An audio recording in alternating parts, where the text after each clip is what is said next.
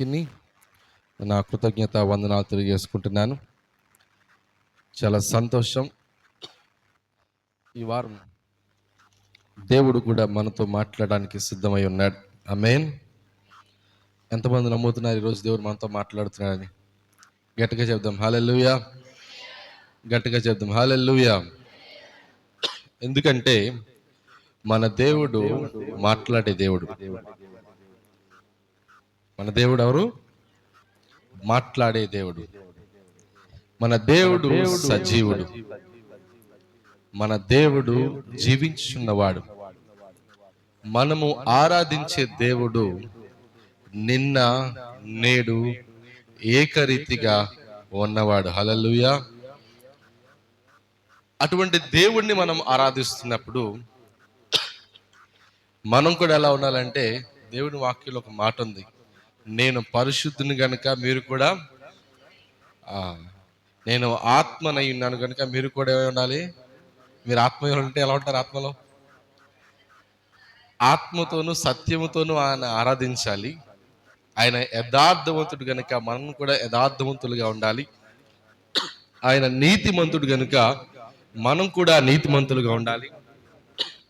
ఆయన పాపము అంటకుండా పాపము చేయకుండా జీవించాడు కాబట్టి మనం కూడా చెప్పాలి. మనం కూడా, ఇది చాలా కష్టతరమైన మాట. పాపము చేయకుండా, పాపము తలంచకుండా, పాపపు ఆలోచనలు చేయకుండా ఉండటం అనేది చాలా కష్టం కదా. అది హైలీ ఇంపాసిబుల్. అందుకే దేవుడు చాలా స్పష్టంగా చెప్పాడు, నన్ను పోలి మీరు నడుచుకోండి. నేను ఎలా అయితే జీవించానో మనుషులకు ఒక మాదిరి చూపించడానికి యేసుక్రీస్తు ప్రభువారు వచ్చారు. అనుకోవచ్చు సహజంగా, పైనుంచే దేవుడు అన్ని పనులు చేసేయచ్చు కదా. సహజంగా ఒక క్రైస్తవ వేదాంతి ఒక మాట అన్నాడు. ఏమన్నా తెలుసా? క్రైస్తవులు సోమవారం నుంచి శనివారం వరకు పాపం చేసి ఆదివారం వచ్చి మా పాపాలు క్షమించు ప్రభు అని ప్రార్థన చేసి మళ్ళీ సోమవారం రిపీట్. ఇదే యథా క్రైస్తవ జీవితం. కానీ దేవుడు దాన్ని మన గురించి కోరుకోలేదు. ఆయన పరిశుద్ధుడు కనుక మనల్ని కూడా ఎలా ఉండమని చెప్పాడు? పరిశుద్ధుడైన దేవుడిని మనం ఆరాధిస్తున్నాం కనుక మనం కూడా పరిశుద్ధులై ఉండాలి. ఎందుకు ఈ మాటలు చెప్పారంటే, సంఘం కట్టబడినప్పుడు కూడా అపోస్తులు సంఘాన్ని ఇదే బోధతో నడిపించారు. ఈరోజు కొన్ని మాటలు మనం సంఘాన్ని గురించి నేర్చుకుందాం. ఆది సంఘం ఎలా కట్టబడింది, ఆ పునాదులు ఏంటి, ఎవరు కట్టారు, ఎలా కట్టారు, ఎందుచేత సంఘం ప్రారంభించబడింది, ఎవరి చేత సంఘం ప్రారంభించబడింది అనే కొన్ని మాటలు మనం ధ్యానం చేస్తూ, మన సంఘం కూడా ఆ మాటలు ఆపాదించుకుంటూ, మన సంఘంలో ఎలాంటి క్వాలిటీస్ ఉన్నాయా, మన సంఘంలో ఎలాంటి పద్ధతులు ఉన్నాయా, ఎలాంటి జీవితం మనం జీవిస్తున్నామా, ఎలాంటి క్రమబద్ధకమైన జీవితాన్ని మనం జీవిస్తున్నామో లేదని ఒక్కసారి మనం పరిశీలన చేసుకుంటూ వాక్య భాగంలోనికి వెళ్దాం. దయచేసి అందరూ లేఖనాలు తెరుద్దాం. అపోస్తుల కార్యాలు 2వ అధ్యాయంలో నుంచి కొన్ని మాటలు ఈరోజు దేవునితో మాట్లాడబోతున్నాను. అపోస్తుల కార్యాలు 2వ అధ్యాయం అందరూ తెరిచి పెట్టుకోండి. దానిలో ఉన్న కొన్ని సంగతులు మనం ధ్యానం చేయబోతున్నాం. రైట్. అపోస్తుల కార్యాలు 2వ అధ్యాయం. ఇప్పుడు నా వైపు చూడండి. ఈ అపోస్తుల కార్యాలకు కొన్ని ప్రత్యేకతలు ఉన్నాయి. ఏంటి ఈ ప్రత్యేకత అంటే, ఎవరైనా చెప్పగలరు? అపోస్తుల కార్యాలు రాసింది ఎవరు? భక్తుడైన లూకా గారు రాశారు. సహజంగా కొంతమంది చదువుకున్న వాళ్ళు, అంటే బైబిల్ చదువుకుండా వెళ్ళిపోయే వాళ్ళు ఏమనుకుంటారంటే, అపోస్తుల కార్యాలు రాసింది పౌలు గారు అనుకుంటారు. ఎందుకంటే చాలా 28 అధ్యాయాల్లో మొత్తం చాలా మటుకు పౌలు గారి గురించే రాయబడి ఉంటుంది. సో కొంతమంది ఏమనుకుంటారంటే, తెలియని వాళ్ళు అపోస్తులైన పౌలు గారు రాశారు అనుకుంటారు. కానీ అపోస్తుల కార్యాలు రాసింది భక్తుడైన లూకా గారు, లేదా ఇంకో వైద్యుడైన లూకా. ఇంకా ప్రత్యేకత ఏంటంటే, బైబిల్ గ్రంథంలో ఉన్న 66 పుస్తకాలను మనం పరిశీలన చేసుకుంటే, ఈ ఒక్క పుస్తకాన్ని మాత్రమే యూదుడు ఏతరులు రాశారు. అంటే లూకా యూదుడు కాదు. లూకా ఎవరు? యూదుడు కాదు. ఈ లూకా ఎవరు? సిరియా దేశానికి చెందిన వ్యక్తి. ఈయన యూదురేతరుడు. బైబిల్ గ్రంథం మొత్తం కూడా యూదుల చేత రాయబడింది, కానీ ఈ కేవలం లూకా సువార్త అలాగే అపోస్తల కార్యాలు మాత్రమే రాసింది లూకా గారు. ఆయన యూదుడు కాదు. ఇంకా ప్రత్యేకత ఏంటంటే, బైబిల్ గ్రంథం ఈ 4 సువార్తల్లో యేసుక్రీస్తు ప్రభువారు చేసిన పరిచర్య ఉంటుంది. కానీ లూకా గారు రాసిన సువార్త మనం పరిచయం చదువుకుంటే ఆయన జన్మ నుంచి మరణ పునరుద్ధానాలు చాలా క్లియర్గా రాయడం జరిగింది. ఎందుకంటే ఆయన వైద్యుడు, చదువుకున్నవాడు, ఓడలో వైద్యం చేసే వ్యక్తి లూకా గారు. సో అంత చదువుకున్న వ్యక్తి కాబట్టి క్లియర్ కట్గా ఈచ్ అండ్ ఎవ్రీ పాయింట్ ఆయన జీవన శైలిని మొత్తాన్ని కూడా లూకా గారు రాశారు. యేసుక్రీస్తు ప్రభువారు ఆరోహణమై వెళ్ళిపోయిన తరువాత జరిగిన సంఘటనలు కూడా ఈ లూకా గారు ఈ తర్వాతి పుస్తకం అనగా అపోస్తల కార్యాల్లో పొందుపరచడం జరిగింది. ఈ కార్యాలలోని చాలా అద్భుతమైన సంగతులు ఉంటాయి. ఎవరైనా కొత్తగా రక్షించబడ్డారనుకోండి, అపోస్తల కార్యాలు చదివితే సరిపోతుంది. ఎలా ఉండాలి, ఎలా ఉండకూడదు, ఏ పనులు చేయాలి, ఏ పనులు చేయకూడదు తెలిసిపోతుంది. లేదా ఒక వ్యక్తి నేను ఇంకా దేవుని అభిషేకం పొందుకోవాలి, దేవుని ఆత్మ నాకు కావాలి, దేవుని ఆత్మ వరాలు నాకు కావాలి, దేవుని చేత నేను నడిపింపబడాలి, దేవుని చేత నేను నడిపించబడి అనేక అద్భుతమైన కార్యాలను చేయాలి అని ఎవరైతే బాగా ఆత్మలో ప్రేరణ కలిగిన వారు ఉంటే ఈ అపోస్తల కార్యాలు చదివితే సరిపోతుంది. ఎందుకంటే బైబిల్ గ్రంథంలో మొట్టమొదటిసారిగా ఆ 4 ప్రాంతాల్లో దేవుని ఆత్మ వచ్చినట్లుగా అపోస్తల కార్యాల రాయల్లో కనబడుతుంది. అపోస్తల కార్యాల మొదటి అధ్యాయం మనం చూస్తే అందరూ ఒక చోట కూడుకున్నప్పుడు దేవుని ఆత్మ వారి మీదకి వస్తుంది. ఆ ఆత్మ, దేవుని ఆత్మ వారి మీదకి వచ్చినప్పుడు అనేక భాషలు మాట్లాడతారు. ఇక్కడ ఈ గ్రంథాలు మనం చూస్తే మొట్టమొదటిగా సంఘం అంటే వ్యక్తులు కూడుకుంటారు, వారి మీదకి ఆత్మ వచ్చింది. ఆత్మ వచ్చిన తర్వాత అనేకమైన భాషలు, ఈ అనేకమైన భాషలు మాట్లాడింది ఎవరంటే అక్కడ కూడుకున్న వాళ్ళు మాత్రమే కాదు, శిష్యులు కూడా. ఆ శిష్యులు అనేకమైన భాష ఏం మాట్లాడారంటే దానికి వాక్యంలోకి మనం వెళ్దాం. ఈ అపోస్తల కార్యాలు 2వ అధ్యాయంలో నుంచి ఒక్క మాట నేను చదివి తరువాత నేను వాక్య భాగానికి వెళ్తాను. చూడండి, 2వ అధ్యాయం 1వ వచనం. పెంతెకోస్తు పండుగ దినం వచ్చినప్పుడు అందరూ ఒక చోట కూడి ఉండేది. చాలమ్మా. ఆ పెంతెకోస్తు పండుగ అంటే ఏంటి? ఈ సంఘటన ఎప్పుడు జరిగిందంటే యేసుక్రీస్తు ప్రభువారు చనిపోయిన తరువాత, అంటే ఆయన అప్పగించబడిన రోజు నుంచి 50 రోజుల తరువాత, అంటే ఆయన అప్పగించబడింది పాస్ఓవర్ రోజు, పస్కా పండుగ తరువాత 50 రోజులకు ఒక పండుగ జరుపుకుంటారు యూదులు. ఆ పండుగ పేరే ఏం పండుగ అంటారు? పెంతెకోస్తు పండుగ అంటారు. ఇంకొక భాషలో చెప్పాలంటే కోతకాల పండుగ అని కొంతమంది అంటారు. కొంతమంది ప్రథమ ఫలాల పండుగ అని యూదులు పిలుస్తారు. నిర్గమకాండం మనకు కనిపిస్తూ ఉంటుంది. సో ఈ పండుగ జరిగినప్పుడు ఎక్కడెక్కడైతే యూదులు ఉంటారో వారందరూ వచ్చేస్తారు. ఎక్కడికి వచ్చేస్తారు? యెరూషలేముకి వచ్చేస్తారు. ఇక్కడికి వచ్చేసి పండుగ ఆచరిస్తూ ఉంటారు. ఈ పండుగ ఆచరించినప్పుడు ఎక్కడెక్కడో ఉన్న యూదులందరూ వచ్చినప్పుడు అక్కడ అందరూ కూడుకుని పేతురు గారు ప్రసంగం చేస్తూ ఉంటాడు. ఆ మేడ గది మీద ప్రసంగం చేస్తూ ఉన్నప్పుడు, ఆ ప్రసంగం జరుగుతున్న సమయంలో అందరి మీదకి దేవుని ఆత్మ వచ్చినప్పుడు అందరూ వివిధమైన భాషలు మాట్లాడతారు. ఈ భాషలు ఏంటంటే విచిత్రమైన భాష కాదు. చాలా మంది అనుకుంటారు ఈ భాష అంటే ఎవరికి అర్థం కాని భాష కాదు. అక్కడ భాష మాట్లాడినప్పుడు ఎక్కడెక్కడైతే డిఫరెంట్ ప్లేసెస్ నుంచి అక్కడ ప్రాంతానికి వచ్చి ఆ పెంతెకోస్తు పండుగ ఆచరిస్తున్నారో వారందరికీ తెలిసిన భాషలు అవి. ఈ అన్య భాష అంటే ఎవరికి అర్థం కాని భాష కాదు. ఈ అన్య భాషలు అక్కడ మాట్లాడిన వాళ్ళు వచ్చినప్పుడు మనకి 2వ అధ్యాయం కనిపిస్తూ ఉంటుంది. వీరేంటి మన భాషతో మాట్లాడుతున్నారు? 2వ అధ్యాయం మనకు కనిపిస్తూ ఉంటుంది. వీళ్ళేంటి మన దేశపు భాషతో మాట్లాడుతున్నారు, వీళ్ళేంటి మన దేశపు భాషతో ప్రవచనాలు చెప్తున్నారు, వీళ్ళేంటి మన భాషతో మాట్లాడుతున్నారు, ప్రార్థన చేస్తున్నారు. అక్కడ వచ్చిన వాళ్ళు సర్ప్రైజ్ అయిపోయారు. ఈనాడు చాలా మంది అనుకుంటారు అన్య భాషలు అంటే ఏదో ఎవరికి అర్థం కాని భాషలో చాలా మంది మాట్లాడుతూ ఉంటారు. కానీ వాక్యంలో చెప్తుంది ఆ భాష ఎవరికి అర్థం కావాలి? ఎవరైనా భాష మాట్లాడితే అపోస్తలుడైన పౌలు గారు అంటారు, మీరులో ఎవరైనా భాష మాట్లాడితే ఏం చేయాలి తెలుసా? దాన్ని ట్రాన్స్లేట్ చేసేవాడు కూడా ఒకడు ఉండాలి. నువ్వు ఏది పడితే అది మాట్లాడేసావు అనుకోండి, ఎవరికి ఏం అర్థం కాదు. అప్పుడు అనుకుంటారు ఇదేంటిరా బాబు గందరగోళంగా ఉంది. మేము ఒక మందిరానికి వెళ్ళాం యవ్వన కాలంలో ఉన్నప్పుడు, కాలేజీలో ఉన్నప్పుడు. ఆ మందిరానికి వెళ్ళినప్పుడు అందరూ చక్కగా వైట్ డ్రెస్ వేసుకున్నారు, ప్రార్థన జరుగుతుంది, అందరూ వివిధమైన భాషలతో మాట్లాడుతున్నారు. నాతో పాటు స్నేహితులు వచ్చారు, వాళ్ళు క్రిస్టియన్స్ కాదు. వాళ్ళందరూ నేను కామ్గా అలాగే ఉన్నాను, వాళ్ళు కూడా అలాగే చూస్తున్నారు. అలా అనుకున్నారు, ఏంటి గందరగోళంగా ఉంది, మాకు అర్థం కావట్లేదు, వీళ్ళు భాష మాట్లాడుతున్నారు, ఏం భాష అని అడిగారు. నాకేం తెలుసు, నన్ను అడిగారు, నేను చెప్పలేదు, వాళ్ళు దేవదూతల భాషతో మాట్లాడుతున్నారని చెప్పేసాను. సో మనం మాట్లాడేటప్పుడు ఎదురు వారికి గలిబిలి కలిగించకూడదు. అందుకే అపోస్తలుడు పౌలు ఉన్నారు, మీరు మాట్లాడే భాష ఎదురు వాడికి గలిబిలిగా ఉండకూడదు, గజిబిజిగా ఉండకూడదు, వాడి విశ్వాసాన్ని తప్పుచేదిగా ఉండకూడదు. సో అక్కడ మేడగది మీద మాట్లాడినప్పుడు అందరికీ వచ్చిన భాషతోనే వాళ్ళు మాట్లాడారు. కాబట్టి ఆ గాస్పెల్, ఆ సువార్త అనేది అందరికీ అర్థమైంది. అందరికీ అర్థమైంది కాబట్టి ఒకే రోజు ఎంతమంది బాప్తీసం పొందారు? అక్కడ 3,000 మంది బాప్తీసం పొందారు. దేవునికి మహిమ కలుగును గాక. ఈనాడు అనేక సంఘాల్లో సువార్త ప్రతి ఆదివారం ప్రతిరోజు వాక్యం వినబడతా ఉంది, కానీ ఎంతమంది రక్షణ అనుభవంలోనికి వెళ్తున్నారు? ఆయన ఆ మేడగది మీద పేతురు గారు గంటల ప్రసంగం ఏం చేయలా, వారాల తరబడి ప్రసంగం ఏం చేయలా, రోజుల తరబడి ప్రసంగం ఏం చేయలా, ఒక కొద్ది నిమిషాలే. వారికి లేఖనాలు లేవు, మనకి బైబిల్ ఉంది. ఇప్పుడు వాళ్ళు చేసిన సువార్త ఉంది, యేసు ప్రభువు మాట్లాడిన మాటలు ఉన్నాయి, అన్నీ ఉన్నాయి.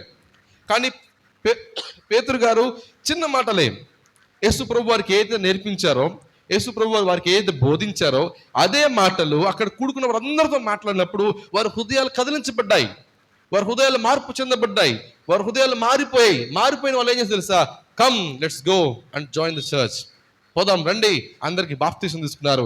ఆ బాప్తీసం తీసుకున్న తర్వాత జరిగిన సంఘటనని ఈరోజు మనం ధ్యానం చేయబోతున్నాం. అపోస్తలుల కార్యాలు 2వ అధ్యాయం. ఈ లూకా గారు ఎంత ప్రత్యేకమైనంటే, ఆయన ప్రజలకు ఏది కావాలో అది కాదు, విశ్వాసులకు ఏం కావాలో అక్కడ నేర్పించాడు. సహజంగా మనం ఏం కోరుకుంటామంటే ఊపు కావాలి, ఉజ్జీవం కావాలి, ఉల్లాసం కావాలి. పాటలు పాడుతున్నప్పుడు ఏంటంటే మనకి ఫుల్ స్పీడ్ కావాలి, రిమిక్స్ కావాలి. మనకి ఎక్కడైతే నిదానంగా పాటలు వెళ్తున్నాయి మనం అనుకుంటా, అరే ఇది పాటలు కాదు, ఇది ఆరాధన కాదు. ఎలా తెలుసా మనకి ఆరాధన ఏంటి తెలుసా? ఆరాధన ఏంటి? మనకి ఫుల్ మ్యూజిక్ పెట్టాలా, ఫుల్ స్పీడ్గా మ్యూజిక్ వాయించాలా, మనం కూడా ఫుల్ స్పీడ్తో పాటలు పాడాలా, అది ఆరాధన. అలాంటి ఉద్యమం అక్కడ రగిలింది ఆ మేడగది మీద. అందరికీ ఆత్మ వచ్చింది. ఆత్మ వచ్చిన తర్వాత అక్కడితోనే లూకా గారు ఆ మాటలు ఆపివేయాల. 3,000 మంది బాప్తీసం తీసుకున్నారు, అక్కడితో ఆగిపోలా. ఆ 3,000 మంది తర్వాత ఏం చేశారు? ఆ 3,000 మందిని ఎవరు ప్రోత్సహించారు? ఆ తర్వాత ఏం జరిగిందో లూకా గారు చాలా స్పష్టంగా రాయటం జరిగింది. చూద్దాం. అపోస్తలుల కార్యాలు 2వ అధ్యాయం 42వ వచన భాగం నుంచి, మీరు అపోస్తలుల బోధయందును సహవాసమందును రొట్టె విరుచుట యందును ప్రార్థన చేయుట యందును ఎడతెగక ఉండిరి. ఈ మాటలు చాలాసార్లు మనం విని ఉంటాం. చాలా సార్లు కాదు, మ్యాక్సిమం ప్రతి ఆదివారం కూడా ఈ మాట మనం గుర్తు చేసుకుంటూనే ఉంటాం. అయితే ఈ 3,000 మంది లేదా రక్షించబడిన వారు తరువాత ఏం చేశారో ఇక్కడ మనం చూడగలుగుతున్నాం. ఇదే 42వ వచనంలో, ఇదే ఆదిమ సంఘానికి పునాదులు లేదా ఫస్ట్ చర్చ్ యొక్క మార్క్స్. ఆదిమ సంఘం దేని చేత కట్టబడిందంటే ఈ మాటలతోనే కట్టబడింది. చూద్దాం. మొట్టమొదటి మాట ఏంటంటే, వీరు ఎవరంటే వీరు రక్షణ పొందిన వారు. ఇప్పుడు చెప్పండి, ఎవరు వీళ్ళందరూ? రక్షణ పొందిన వాళ్ళు. ఇక్కడ ఎంతమంది రక్షణ పొందిన వాళ్ళు ఉన్నారు? రక్షణ పొందిన వాళ్ళు ఎంత పొందినారు ఇక్కడ? 1, 2, చాలా మంది ఉన్నారు. Very good. రక్షణ అనేంటి మనకు అనుకుంటాం. రక్షణ అంటే మీ ఉద్దేశం మీ ఉద్దేశం ఏంటంటే బాప్తీసం తీసుకోవాలి, ప్రతి ఆదివారం బలలో పాలు పొందాలి కదా. ఒక ప్రశ్న నాకు వచ్చింది. మేము కాలేజ్లో ఉన్నప్పుడు మా స్నేహితుడు ఆరుగోలను, చాలామంది చదువుకున్నారు అక్కడికి, ఆరుగోలను ఒకసారి తీసుకెళ్ళాడు. అక్కడ స్టూడెంట్ యూనియన్లో కొన్ని ప్రేయర్స్ జరుగుతూ ఉంటాయి. అయితే అక్కడికి తీసుకెళ్ళినప్పుడు ఆ నైట్ క్రిస్మస్ జరిగింది. నేను నా స్నేహితుడు ఇద్దరం అక్కడికి వెళ్ళాం. క్రిస్మస్ అయిపోయింది, నైట్ అయ్యేసరికి 11:30 అయింది. సర్లే నేను అలసిపోయాను, పడుకుందామని నేను పడుకుంటాకి వెళ్ళాను. అప్పుడు వినయ్ అక్కడే ఉన్నాడు. సరే పడుకున్నాను. 11:30 అయింది. 12:30కి కొంతమంది అక్కడ స్టూడెంట్స్ వచ్చారు. ఒక పుస్తకం పట్టుకుని వచ్చారు. నేను నా స్నేహితుడు పడుకుంటే వాళ్ళిద్దరు లేపేసి ఆయన ఒక పుస్తకం తీసుకొచ్చి దాంట్లో అనేకమైన ప్రశ్నలు వాళ్ళు రాసుకున్నారు. ఆ ప్రశ్నలకి ఆన్సర్స్ కోసం కూర్చోబెట్టి, అన్న దీని సమాధానం చెప్పండి అని కూర్చుని డిస్కస్ చేసినప్పుడు ఒక మాట వచ్చింది, రక్షణ అనే మాట, సాల్వేషన్ అనే మాట వచ్చినప్పుడు రక్షణ అంటే ఏంటి అని నన్ను ప్రశ్నించినప్పుడు నేను అడిగాను, బాప్తీసం తీసుకుని మారు మనసు పొందితే రక్షణ. వాళ్ళు అన్నారు, ఒకవేళ బాప్తీసం తీసుకోకపోతే రక్షణ కలిగినట్ల? రక్షణైనా ఒక వ్యక్తి ప్రభువుని రక్షించాడు, అంగీకరించాడు, కానీ బాప్తీసం తీసుకోలేదు, చనిపోయాడు, పరలోకం వెళ్తాడా, పాతాళం వెళ్తాడా? చెప్పండి మీ ఉద్దేశ ప్రకారం. ఒక వ్యక్తి ప్రభువుని అంగీకరించాడు, తెలుసుకున్నాడు, యేసుక్రీస్తు నిజమైన దేవుడిని అంగీకరించాడు, బాప్తీసం తీసుకోలేదు, చనిపోయాడు, పరలోకం వెళ్తాడా, పాతాళం వెళ్తాడా? పరలోకం వెళ్తాడు. అదే అదే ఆన్సర్ నేను చెప్పాను. రక్షణ అంటే ఏంటంటే ప్రభువుని సొంత రక్షకునిగా అంగీకరించడమే రక్షణ. ఇంకా ఇంకా క్లియర్గా చెప్పాలంటే యేసుక్రీస్తు ప్రభు వారిని దేవుడు అని నోటితో ఒప్పుకుంటే చాలు. అదే వాక్యం చెప్తుంది, యేసు ప్రభు తన నోటితో ఎవరైతే సొంత రక్షకుని అంగీకరిస్తారో వారు దేని నుంచి దాటిపోయబడతారు? మరణంలో నుంచి దేనిలోకి వెళ్ళిపోయారు? జీవంలోకి వెళ్ళిపోతారు. సో రక్షణ అంటే అది.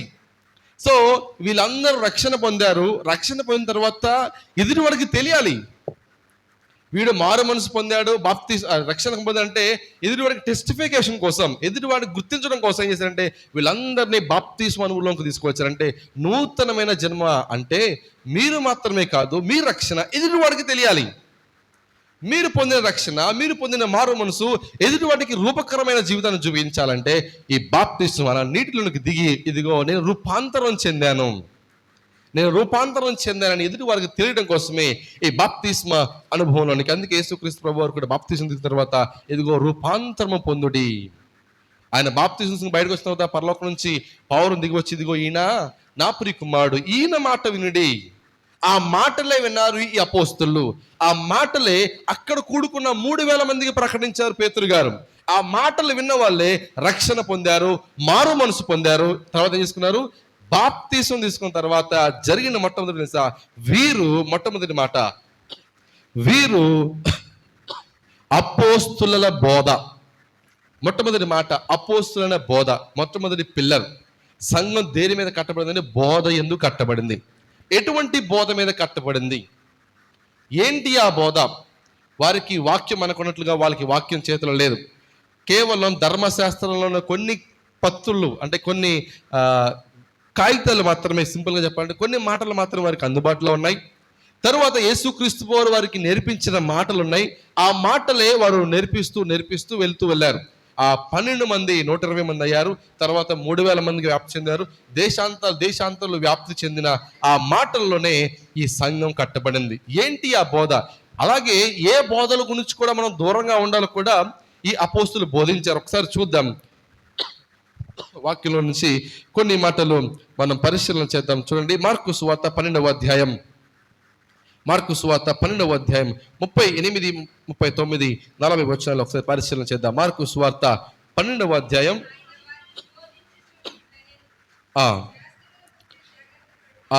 చూడండి, ఇక్కడ యేసుక్రీస్తు ప్రభువారే ఆయన చాలా స్పష్టంగా మాట్లాడుతూ ఉన్న మాట చదువున్నామా. ధరించుకుని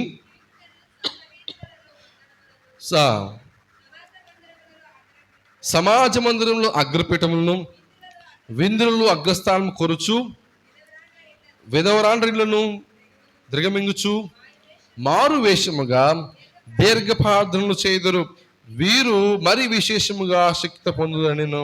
చూడండి, వీళ్ళు కొంతమంది బోధకుల గురించి కూడా మాట్లాడారు అపోస్తులు, లేదా యేసుక్రీస్తు ప్రభువారి శిష్యులు. ఈయన యేసు ప్రభువారు అంటున్నారు, ఎటువంటి బోధల గురించి జాగ్రత్తగా ఉండాలంటే కొంతమంది తెల్లని వస్త్రాలు వేసుకుంటారు, పైనుంచి కింద నిలుడు అంగీలు వేసుకుంటారు. వాళ్ళు వచ్చి వాక్యంలో ఉన్న మాటలు చెప్పరు, వాళ్ళకి ఇష్టం వచ్చింది చెప్తారు, వాళ్ళకి ఇష్టమైన మాటలు చెప్తారు, వారికి పేరు కోసం చెప్తారు, వాళ్ళ స్వలాభం కోసం మాట్లాడతారు, వాళ్ళకి ఇష్టం వచ్చిన మాటలు మాట్లాడతారు. కాబట్టి అలాంటి వారి గురించి జాగ్రత్తగా ఉండండి. వాళ్ళు ఏమడు తెలుసా? కానుకలు తీసుకురండి, మాకు ఇది ఇవ్వండి, మాకు అది చేయండి, మాకు ఇది చేయండి, మాకు ఫస్ట్ చేరేయండి, మేము వచ్చినప్పుడు మాకు భోజనంలో స్పెషల్గా చేరేయండి, లేదా మేము వచ్చినప్పుడు మా వివాహ కార్యక్రమంలో మాకు ముందుగా స్టేజ్ ఎక్కించండి, అది చేయండి, ఇది చేయండి అని వంతులు కండిషన్స్ పెడతారు. అందుకే యేసుప్రభు అన్నారు, అటువంటి వారి గురించి జాగ్రత్తగా ఉండండి. అటువంటి బోధకులు ఉన్నారు, అటువంటి బోధ చేసే వాళ్ళు ఉన్నారు. కొంతమంది చెప్తా ఉంటారు యేసుప్రభు దేవుడు కాదు. నేను మా వైఫ్ హాస్పిటల్లో ఉన్నప్పుడు ట్యాబ్లెట్స్ కోసమని బయటకు వచ్చాను, నేను మా ఫ్రెండ్స్. బయటకు వస్తే అక్కడ కొంత యవనస్తులు నుంచుని మాట్లాడుతూ వెళ్ళిపోయే వాళ్ళతో మాట్లాడుతూ అతను నన్ను పిలిచి, అన్న మీరు చర్చికి వెళ్తారని అడిగాడు. వెళ్తాను చెప్పండి అన్నాను. అడిగితే అప్పుడు ఒక మాట చెప్తుండే, నేను పరలోకంలో తండ్రితో పాటు తల్లి కూడా ఉంది, మీకు తెలుసా అన్నాడు. అవునా అని నేను వెంటనే నా ఫోన్లో ఆన్ చేసి వీడియో తీయటం మొదలెట్టాను. చెప్పు తమ్ముడు, మంచిగా ఉంది, విందాం అని మొదటి అన్న వీడియో వద్దన్నాడు. సర్లే ఆపేసి ఆడియో రికార్డ్ చేశాను. ఆడియో రికార్డ్ చేసి మాట్లాడుతున్నాడు. అన్న మీకు తెలుసా, తండ్రి ఉంటే ఖచ్చితంగా ఎవరు ఉండాలి, తల్లి ఉండాలి. సో ఆ తల్లి పేరు తెలుసా, యెరూషలేం. యెరూషలేం అనేది ప్రాంతం కాదు, పరలోకంలో ఉన్న తల్లి పేరు అని ఒక బోధ. కొంతమంది బోధ చేస్తారు యెహోవా మాత్రమే దేవుడు, యేసుక్రీస్తు దేవుడు కాదు. కొంతమంది బోధ చేస్తారు యేసు మాత్రమే దేవుడు, యెహోవా దేవుడు కాదు, పరిశుద్ధాత్మ లేనే లేదు. కొంతమంది బోధలు చేస్తారు పరిశుద్ధాత్మ మాత్రమే దేవుడు, మిగతా ఎవరు దేవుళ్ళు కాదు. సో ఇటువంటి భిన్నమైన బోధలు, ఇటువంటి డిఫరెంట్ బోధలు వచ్చేసి విశ్వాసుల్ని కన్ఫ్యూజ్ చేస్తారు. అందుకనే ఆనాడు సంఘం అపోస్తుల యొక్క బోధ మీదే కన్స్ట్రక్ట్ అయింది. ఆ బోధ ఏంటంటే యేసుక్రీస్తు ప్రభువారు చెప్పిన మాటలే బోధ, ఇంకా విచిత్రమైన మాటలు ఏం చెప్పలా. అందుకని అపోస్తులైన పౌలు గారు చాలా స్పష్టంగా చెప్పాడు, ఆయన మాటలు మాత్రమే ప్రకటిస్తున్నాం, మేము ఏదైతే చూసామో ఏదైతే విన్నామో అదే మీకు చెప్తున్నాం, అదే సువార్త అంటే. ఇంకా విచిత్రమైన మాటలు ఏం మాట్లాడలేదు. కానీ ఈనాడు చాలా మంది ఒకే మాటలు విభిన్నమైన అర్థం చేసుకుని అనేకమైన బోధలు, విచిత్రమైన మాటలు, విచిత్రమైన పరిచర్యలు ఈనాడు ప్రపంచంలో ఏలుబడి చేస్తున్నాయి, తిరుగుతున్నాయి, విశ్వాసుల్ని కన్ఫ్యూజ్ చేస్తున్నారు. కానీ ఆనాడు 3000 మందికి ఒకే ఒక్క మాట వెళ్ళింది, ఒకే ఒక్క సువార్త వెళ్ళింది. అదే యేసు ప్రభు వారు ఏదైతే ఆ శిష్యులకు నేర్పించారో అదే మాట వాళ్ళు మాట్లాడారు, అదే మాట వారు ధ్యానం చేశారు, అదే వాక్యం వారికి చెప్పారు. ఈనాడు అనేకమైన సువార్తలు వస్తున్నాయి, అనేకమైన వర్తమానాలు వస్తున్నాయి. దేవుని వాక్యం చాలా స్పష్టంగా చెప్పింది. కీర్తనల గ్రంథం 1వ అధ్యాయం 1వ వచనంలో అందరికీ తెలుసు, చంటి పిల్ల దగ్గర నుంచి చెప్పండి ఏమాటది, దుష్టుల ఆలోచన చప్పున నడువక, పాపుల మార్గమును నిలువక, అపహాసకులు కూర్చుండు చోటే కూర్చుండక, యెహోవా ధర్మశాస్త్రమందు ఆనందించుతూ దివారాత్రము చాలు.